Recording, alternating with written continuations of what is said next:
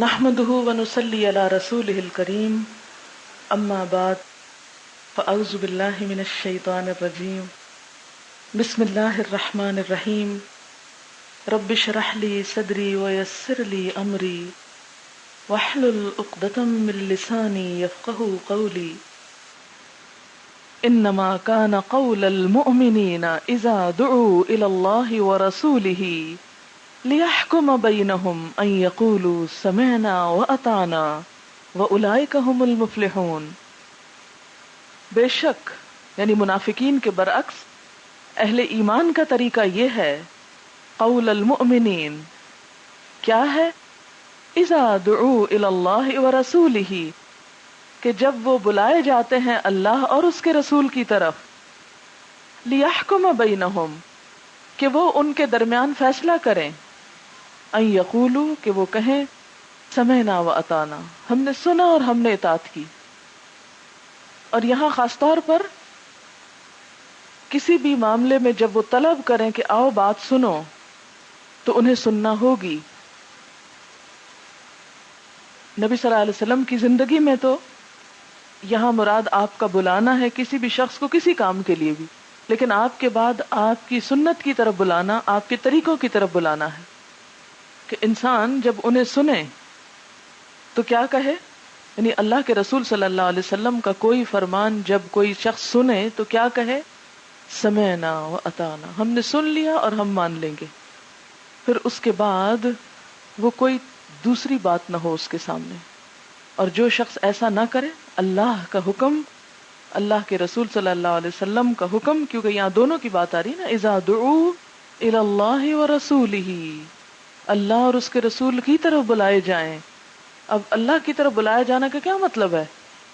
یعنی اگر میں آپ سے کہوں کہ میں آپ کو اللہ کی طرف بلاتی ہوں اور آپ آ جائیں تو میں آپ کو کدھر لے کے جاؤں گی؟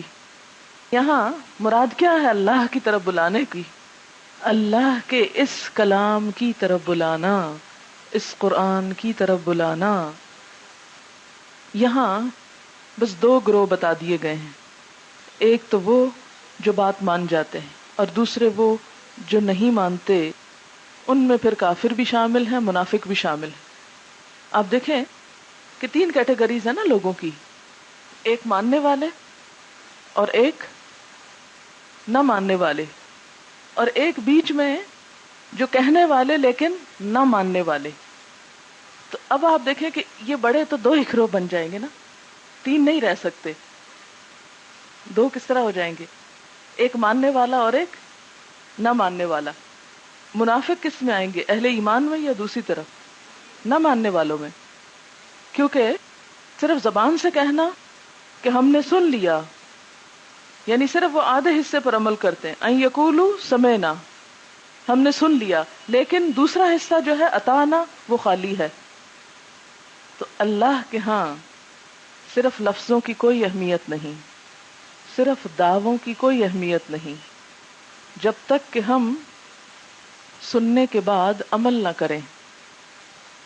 یہ آیت صرف اس دور کے لوگوں کے لیے نہیں ہے، یہاں اگرچہ کمپیریزن کیا گیا ہے کہ منافقوں کا حال یہ کہ اذا دعوا الی اللہ ورسولہ لیحکم بینہم اذا فریق منہم معرضون، اور اگر مرضی کی بات ہو وَإِن يَكُن لَهُمُ الْحَقُّ يَأْتُوا إِلَيْهِ مُذْعِنِينَ، مرضی کا اسلام تو ہر ایک کو اچھا لگتا ہے نا۔ افی قلوبہم مرض ام ارتابوا ام یخافون ان یحیف اللہ علیہم ورسولہ بل اولئک ھم الظالمون۔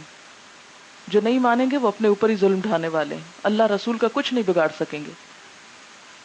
اور اس کے برعکس پھر اہل ایمان کا حال کیا ہے، انما کان قول المؤمنین اذا دعوا الی اللہ ورسولہ لیحکم بینہم، تاکہ وہ فیصلہ کرے ان کے درمیان۔ اب یہاں فیصلے سے مراد صرف عدالتی فیصلہ نہیں ہے کہ دو لوگوں کا زمین پہ جھگڑا ہو گیا اور وہ پہنچ جائیں اللہ کے رسول صلی اللہ علیہ وسلم کی عدالت میں کہ زمین میری ہے یا اس کی ہے، صرف یہ مراد نہیں ہے۔ اس سے مراد تمام زندگی کے معاملات میں فیصلہ ہے کہ ہمیں کون سی راہ اختیار کرنی ہے۔ تو اہل ایمان کیا کہتے ہیں، یقولوا سمعنا و اطعنا، وہ پھر اپنے مفادات کی پرواہ نہیں کرتے۔ کل بھی میں نے بات کی تھی نا کہ منافقت کی بنیاد جو ہے مفاد پرستی ہے، دنیا کا فائدہ، دنیا کی محبت۔ جس شخص میں جتنا زیادہ ہوتا ہے اتنا ہی بڑا منافق ہوتا ہے. حضور صلی اللہ علیہ وسلم کے زمانے میں بھی جو منافق تھے اور منافقوں کے بھی جو سردار تھے وہ اسی حساب سے منافقت ان کے اندر رچی بسی ہوئی تھی. منافقوں کے بھی کئی گروہ تھے جن کے اندر جتنی زیادہ دنیا کی محبت تھی اتنی ہی منافقت پنپی ہوئی تھی ان کے اندر. تو یہاں پر بھی اہل ایمان کب کہہ دیتے ہیں ہم نے سنا اور ہم نے اطاعت کی. اب آپ دیکھیں آپ صلی اللہ علیہ وسلم تو بہت دفعہ جہاد کے لیے بلا لیتے تھے, جنگوں کے لیے بلا لیتے تھے, اور پیچھے ان کے گھر, ان کی فصلیں, ان کے کھیت, ان کا سب کچھ پڑے کا پڑا رہ جاتا تھا. اور جہاد کے لیے بلانا دراصل کیا تھا؟ جان کی قربانی مانگنا. کوئی معمولی بات نہیں تھی. ایک ہوتی ہے شان کی قربانی اور ایک ہوتی ہے جان کی قربانی. شان کا مطلب سمجھتے ہیں کیا ہوتا ہے؟ شان و شوکت جس کو ہم کہتے ہیں, مرتبہ, عزت, شہرت, مقام, رتبہ, جاہ, جلال, سٹیٹس, کچھ بھی کہہ لیں آپ. ہم جان کی قربانی کہاں دے سکتے ہیں؟ ہم تو شان کی قربانی بھی نہیں دیتے. دین کے احکامات سے ہمیں کیا چیز روکے ہوئے ہے؟ اپنی شان کی قربانی, کہ ہماری شان میں فرق پڑ جائے گا. تو صحابہ کرام کا طرز عمل کیا تھا کہ وہ جان کی قربانی سے بھی دریغ نہیں کرتے تھے. حضرت عمر رضی اللہ تعالیٰ عنہ کہتے ہیں اللہ کے رسول صلی اللہ علیہ وسلم میں آپ کے لیے ہر چیز قربان کر سکتا ہوں سوائے اپنی جان کے. سب کچھ دے سکتا ہوں, صرف جان نہیں دے سکتا. تو آپ صلی اللہ علیہ وسلم نے کیا فرمایا تھا کہ عمر غور کر لو, خدا کی قسم تم میں سے کوئی شخص اس وقت تک مومن نہیں ہو سکتا, مومن, جب تک کہ میں اس کو اس کی جان, اس کے مال, اولاد, والدین اور ہر انسان, ہر چیز سے زیادہ پیارا نہ ہو جاؤں. تو حضرت عمر نے کتنی دیر لگائی تھی یہ سوچنے میں اور فیصلہ کرنے میں. اسی مجلس میں فیصلہ کر لیا تھا. ہم ذرا اپنی زندگی پر نظر دوڑائیں. ہمیں جب دین کے لیے کوئی قربانی کرنے کا وقت آتا ہے تو ہمیں فیصلے میں کتنا وقت لگتا ہے. تو یہ کمٹمنٹ جو صحابہ کی تھی حضور صلی اللہ علیہ وسلم کے ساتھ کہ ہم جان بھی دے دیں گے, آپ کے لیے جان بھی قربان کر سکتے ہیں. ظاہر ہے وہ آپ کی ذات کے لیے نہیں تھا, دین کے لیے.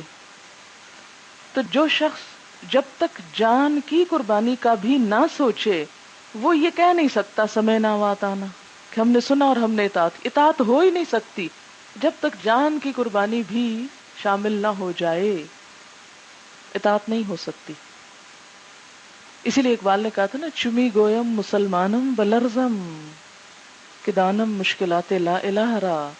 جب میں کہتا ہوں کہ میں مسلمان ہوں تو میں لرزنے لگتا ہوں, کانپنے لگتا ہوں, کیونکہ مجھ کو پتا ہے کہ لا الہ کہنے کی مشکلات کیا ہیں, لا الہ الا اللہ کہنے کا مطلب کیا ہے. جب کہہ دیا لا الہ کہ کوئی الہ نہیں, ہر ایک کے اوپر لکیر پھیر دی, تو پھر دل کو بھی مارنا پڑے گا, عقل کو بھی مارنا پڑے گا, معاشرے کی بھی نہیں سننی, پھر صرف اللہ کی سننی. اور جو صرف اللہ کی سننے والا ہو وہی کہہ سکتا ہے سمعنا و اطعنا, ہم نے سن لیا, بس ہم نے مان لیا, کوئی دوسری بات ہی نہیں. وَأُولَئِكَ هُمُ الْمُفْلِحُونَ, اور یہی لوگ کامیاب ہونے والے ہیں. کامیابی کچھ قربانیاں مانگتی ہے. پیچھے منافقوں کے لیے کیا کہا؟ اولئک هم الظالمون, مؤمنین اولئک هم المفلحون ومن یطع اللہ ورسولہ. اب پھر تاکیداً دوبارہ فرمایا گیا ومن یطع اللہ ورسولہ, جو کوئی اطاعت کرے گا اللہ کی اور اس کے رسول کی. اللہ کی اطاعت یعنی فرائض, رسول کی اطاعت اتباع سنت. ویخشی اللہ, اور اللہ سے ڈرے گا. خشیت کون سا ڈر ہوتا ہے؟ جو اللہ کی عظمت کی وجہ سے ہو. وَيَتَّقْهِ, اور تقوی اختیار کرے گا, بچے گا, آئندہ زندگی کے لیے بھی اللہ سے ڈرے گا. فَأُولَئِكَ هُمُ الْفَائِزُونَ, یہی لوگ دراصل کامیاب ہونے والے ہیں. اب آپ دیکھیں یخش اللہ, یتقی, دو لفظ کٹھے آ گئے. دونوں کا معنی ڈرنا ہے کہ اللہ اور اس کے رسول کی اطاعت اسی وقت ہو سکتی ہے جب اللہ کا ڈر اور تقوی دل میں ہو. اسی لیے فرمایا نا ذالک الکتاب لا ریب فیہ ھدی للمتقین. ہدایت بھی جبھی نصیب ہوتی, دین پر عمل کرنا بھی جبھی نصیب ہوتا ہے جب دل میں اللہ کی عظمت بیٹھی ہوئی ہو اور اللہ کا تقوی ہو. جب تک دل میں اللہ کی عظمت نہیں, لوگوں کی عظمت ہے, تو پھر کیا ہے؟ پھر اللہ کی اطاعت نہیں ہو سکتی, پھر لوگوں ہی کی اطاعت ہوگی. پھر ہمارا دین لوگوں کی مرضی کے تابع ہوگا, جیسا وہ پسند کریں گے پھر ہم ویسا ہی کام کریں گے. اور جب دین اللہ کی مرضی کے تابع ہو جاتا ہے تو پھر ہمارا ہر عمل اللہ کی مرضی کے تابع ہو جاتا ہے، اور ایسے ہی لوگ کامیاب ہونے والے ہیں۔ تو فلاح کے لیے 4 عناصر کون کون سے؟ اللہ کی اطاعت، رسول کی اطاعت، اللہ کا ڈر اور اس کا تقوی۔ جب یہ 4 کام زندگی میں ہوں گے تو کامیابی ہوگی۔ اب یہ کسی اور کے لیے نہیں فرمایا جا رہا، یہ میرے لیے اور آپ میں سے ہر ایک اپنے لیے سوچے کہ اس کے لیے کہا جا رہا ہے، اور پرکھے اپنے آپ کو، کیا میں نے بات مان لی اللہ کی؟ کیا مان لی رسول اللہ صلی اللہ علیہ وسلم کی؟ اور اس کو رکھ لیں پردے ہی کے کانٹیکسٹ میں، باقی چیزوں کو ذرا چھوڑیں، اس لیے کہ ریسنٹلی وہی احکامات گزرے ہیں کہ جو اللہ نے فرمایا مان لیا ہم نے، جو اس کے رسول صلی اللہ علیہ وسلم نے اس کی وضاحت میں تفصیل فرمائی وہ مان لی ہم نے۔ اگر نہیں مانی تو اس کا مطلب ہے کہ اللہ کی خشیت اور تقوی نام کی چیز ہمارے پاس سے نہیں پھٹکی۔ وَأُولَئِكَ هُمُ الْفَائِزُونَ، تو پھر کامیابی کس کے لیے ہوگی؟ پھر ہم حسین خیالوں میں تو رہ سکتے ہیں، حسین خواب تو دیکھ سکتے ہیں کامیابی کے اور جنت کے، لیکن اگر آپ کے پاس ٹکٹ ہو اور اس میں آپ نے 3 حصے پیسے پے کیے اور ایک کہے کہ میں پے نہیں کر سکتا، بس مجھے تو جانا ہے، آپ مجھے ساتھ چڑھا لیں، تو ہو سکتا ہے دنیا میں کوئی آپ کے اوپر رحم کھا لے، لیکن آخرت میں ایسا رحم نہیں ہوگا۔ وہاں پر کامیابی کے لیے یہ جو بنیادی 4 شرائط ہیں ان کا پورا ہونا لازم ہے۔ اور اس میں ایک اور چیز یہ کہ خشیت، پچھلے گناہوں پہ ڈرنا کہ یا اللہ جو غلطی کر چکا ہوں اس کی تلافی کیسے کروں، اور تقوی، آئندہ زندگی کے بارے میں محتاط رویہ اختیار کرنا۔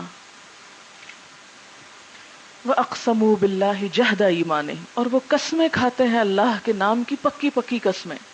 جہدہ کا کیا معنی ہوتا ہے؟ جہدہ کا جد و جہد، شدت، اور جہد کا فعل معذوف ہے یہاں۔ چلیں میں دوسرے لفظوں میں کہتی ہوں کہ یہ لفظ اصل میں یوں تھا کہ یجہدون ایمانہم جہدن، پکی قسمیں کھاتے ہیں، اپنی پکی کر کے کھانا،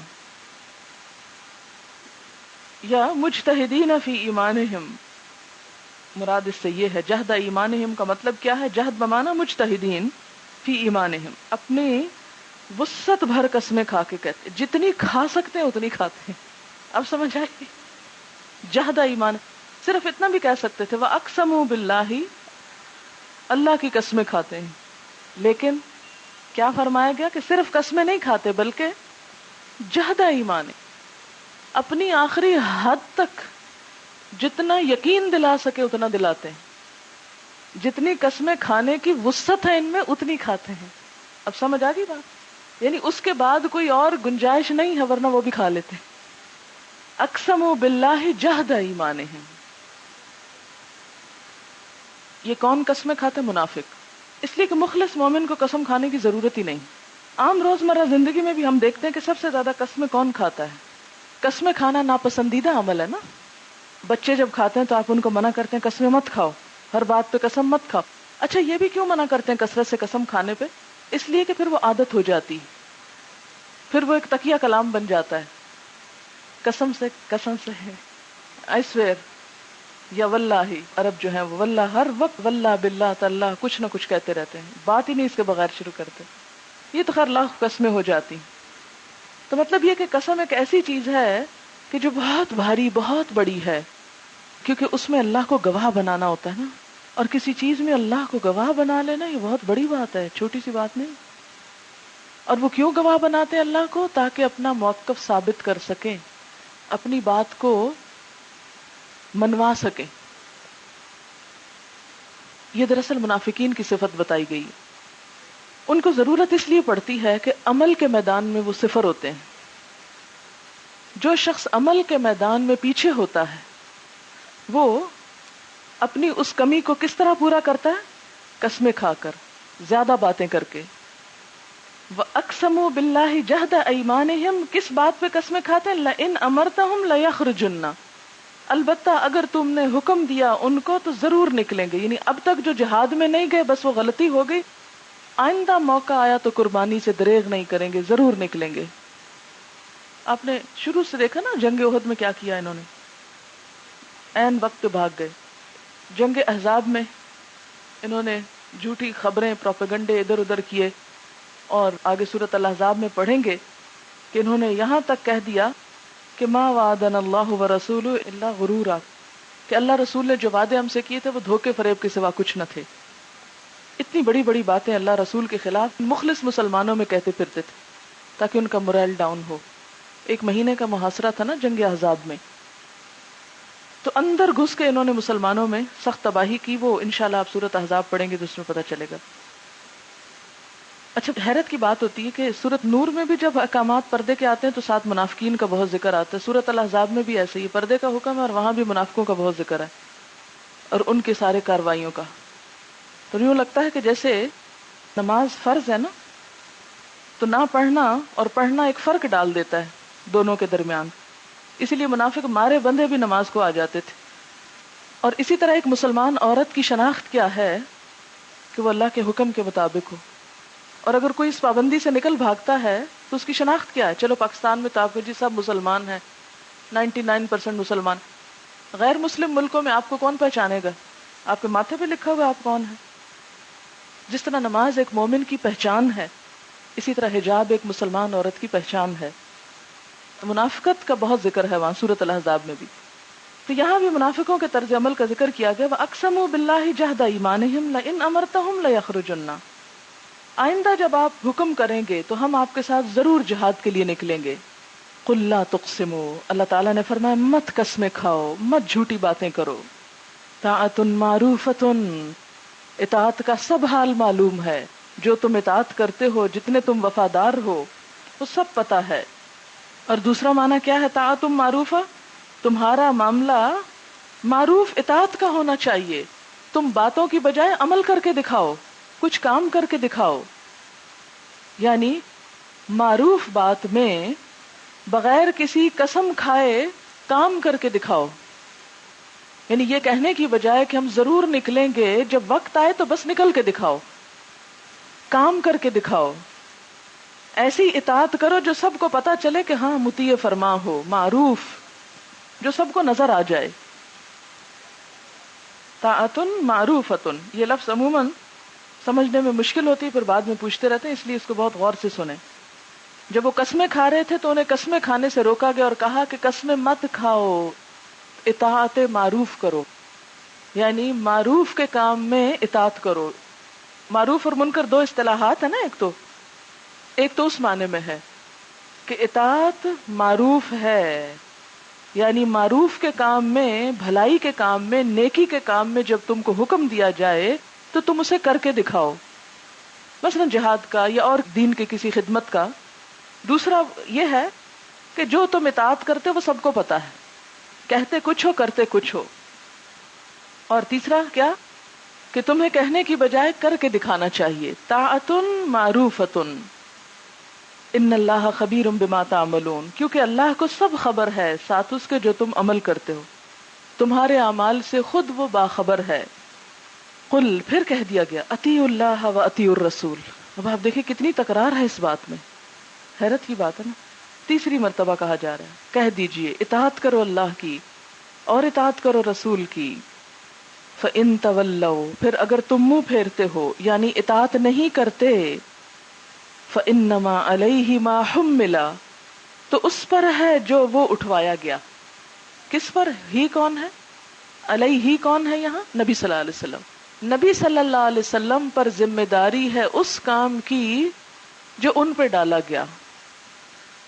فَإِنَّمَا عَلَيْهِ مَا حُمِّلَ، یعنی پیغام پہنچانا.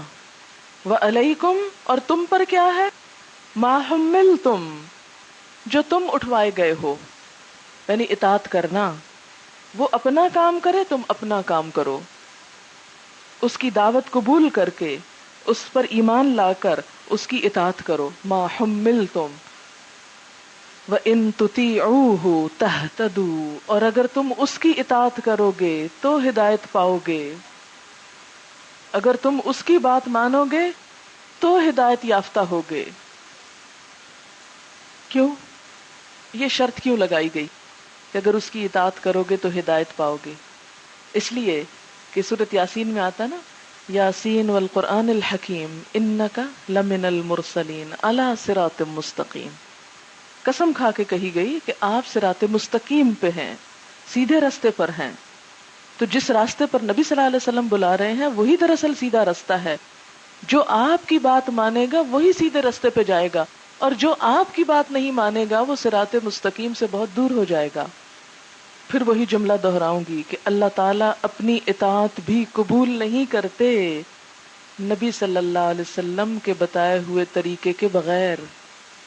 آپ نماز پڑھ رہے ہیں، سارا دن پڑھتے رہیں، 5 کی بجائے 10 پڑھیں، اگر اوقات کی پابندی وہ نہیں جو نبی صلی اللہ علیہ وسلم نے بتائی، طریقہ وہ نہیں، رکعتیں وہ نہیں، تو کیا ہوگا؟ کچھ فائدہ نہیں، قبول ہی نہیں. اسی سے بہت بڑی بات پتہ چلتی ہے کہ ہدایت کا انحصار، سیدھے رستے کی شناخت اور پہچان اللہ کے رسول صلی اللہ علیہ وسلم ہے. سنت پر عمل کرنا کوئی معمولی بات نہیں ہے، دراصل ہدایت کا معیار ہے. اور اگر کوئی اس سے منہ موڑتا ہے اور کہے کہ صرف قرآن میرے لیے کافی ہے اور میں تو اللہ کی بس اطاعت کروں گا، تو وہ اطاعت پر ہے ہی نہیں. آپ دیکھیں نا کتنی بڑی بات ہے یہ. اگر کوئی شخص یہ کہتا ہے کہ میں بس اللہ کی بات مانوں گا اور اللہ تعالیٰ میں بس آپ کو راضی کرنا چاہتا ہوں، اور رسول اللہ صلی اللہ علیہ وسلم ان کے ساتھ میرا کوئی تعلق نہیں، میں تو بس آپ کا وفادار ہوں، تو اللہ تعالیٰ ایسے شخص کے ساتھ کیا معاملہ کرتے ہیں کہ نہیں کی محمد سے وفا تو نے تو ہم تیرے. جب تک محمد صلی اللہ علیہ وسلم کے تم وفادار نہیں ہو تو تمہاری اطاعت مجھے بھی قبول نہیں، چاہے میرے ساتھ تم کتنی ہی وفاداری کا اظہار کرتے رہو. کتنی بڑی بات ہے نا، کہ ان تطیعوہ تہتدوا، آپ کی اطاعت کرو گے تو ہدایت پر ہوگے. اور اطاعت کے طریقے آپ سے ہو کر آتے ہیں، اور جو کام آپ نے نہیں کیا، نہ حکم دیا، وہ خود سے گھڑ کے ہم کہہ رہے ہیں ہم آپ کی اطاعت کر رہے ہیں اور آپ کی محبت کا اظہار کر رہے ہیں. اور یہ بات لوگوں کو سمجھ میں نہیں آتی. اس قدر زور شور سے کھڑے ہو کر سلام پڑھا جاتا ہے کہ انسان پریشان ہو اٹھتا ہے کہ یہ کس کی محبت میں یہ سب کچھ ہو رہا ہے. یہ سب محبت میں ہو رہا ہے، عبادت سمجھ کے کیا جا رہا ہے، اعلیٰ درجے کی نیکی سمجھ کے کیا جا رہا ہے. لیکن بات یہ ہے کہ نہ نبی صلی اللہ علیہ وسلم نے خود کبھی ایسا سلام کروایا کسی سے، اپنی زندگی میں نہیں کروایا. ایک دلیل نہیں ملتی کہ صحابہ کرام نے یوں ہجوم باندھ کے بڑے بڑے نعرے بلند کر کے سلام کیا ہو آپ کو، یا نظموں یا شعروں کی شکل میں آپ پر اس طرح کا سلام بھیجا ہو. اور پھر یہ کہ اس کو ہم نے اپنے اوپر فرض کر لیا، یعنی دین کے اندر تھا ہی نہیں، پہلے شامل کر لیا پھر فرض کی حد تک، کہ اس وقت تک ہماری یہ عبادت مکمل ہی نہیں ہوئی جب تک وہ نہ ہو. یہ خود ساختہ طریقے دین میں، یہ ہمارے دل اور مرضی اور خوشی اور پسند کے تو بہت ہو سکتے ہیں، لیکن ذرا اس پہ بھی غور کر لیں، سوچیں کہ کیا اللہ کو بھی پسند ہے؟ کیونکہ اللہ کو وہی عمل پسند ہے جو اس سانچے کے مطابق ہو، اس طریقے کے مطابق ہو جو محمد صلی اللہ علیہ وسلم نے سیٹ کیا ہے، خود ساختہ طریقے نہیں. جیسے ابھی میں نے نماز کی مثال دی نا کہ آپ 10 پڑھ لیں، بے شک ظہر کی نماز ظہر کے وقت کی بجائے آپ 10 بجے صبح پڑھیں، نہیں قبول ہوگی. رمضان کی بجائے شوال میں روزے رکھیں، نہیں قبول ہوں گے. عبادت کے لیے جو نمونہ اللہ نے بھیجا، لقد کان لکم فی رسول اللہ اسوۃ حسنہ، اللہ کے رسول صلی اللہ علیہ وسلم کی زندگی میں تمہارے لیے بہترین نمونہ ہے.